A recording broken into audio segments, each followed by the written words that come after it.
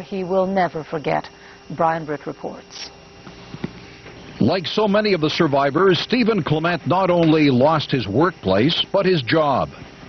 Now back home in Quebec, he lives in St. Lazare and is looking for another job opportunity. On September 11th, he was on the 40th floor of the North Tower, where he worked for Lehman Brothers as a computer consultant. It was shortly before 9 a.m. It shook like you're on a rope bridge and somebody's swinging it. So it's a feeling that just doesn't seem, like I said, it doesn't seem right, doesn't seem safe at all. Everything shook, and you could feel the whole building swinging. I guess kind of adjusting to the impact or something. It would be hours before Stephen and his co-workers could grasp the magnitude of the tragedy. You're thinking a bomb, you're thinking maybe some kind of industrial accident.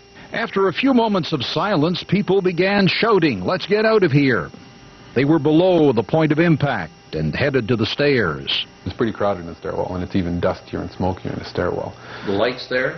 The lights? In the stairwell? Yeah, the lights are all on, okay, at this point. They did flicker quite a few times. I guess we're on the 20th floor.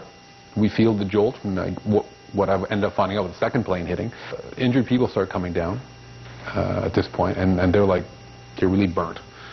Like burnt to the point where their clothes, and they're all red, and their hair is burnt and everything. They met firemen on their way up, firemen who by the hundreds would perish minutes later. Stephen says it took an hour to get downstairs, but it seemed like forever. He looked back and saw both towers on fire. A policeman sort of runs by me until he's yelling, "Run, run, the building is falling." So at that point, I run. I mean, I'm in shorts and running shoes, I'm running hard. And then the cloud kind of, engulfs us. And I kind of turned a building, because I figured I'd turn around another building, figured, I better get out of the road, because the road kind of leads directly to the World Trade Center. So I'm thinking I'll kind of hide to the side. And then kind of like a second wave, which was kind of a second wave of dust comes through. In the choking smoke and dust, Steve kept going, running, jogging, taking a bus and a taxi, and getting lifts. He made it home across the river in New Jersey at 7:30 in the evening. An experience like that, the brush with death, have to change you. It kind of resets your priorities.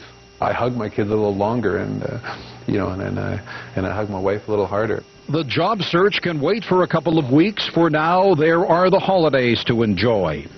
Extra time granted to too few high up in the towers on September 11th. It's going to be a nice snowy Christmas with my family. It's hard to beat that. Brian Britt, CFCF News.